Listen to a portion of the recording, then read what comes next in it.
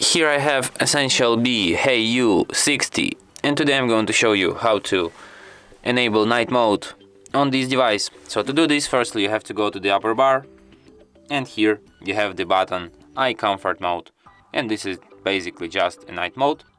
By tapping on it once, you can switch this mode. By holding your finger on it, you can access some of its settings. For example, you can switch it here, you can change color temperature here, and you can also add a schedule for this mode.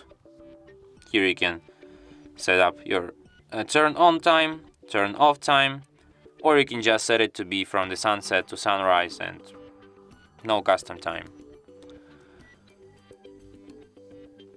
And that's it. Thanks for watching. If you find this tutorial useful, don't forget to hit that like button and subscribe to our channel.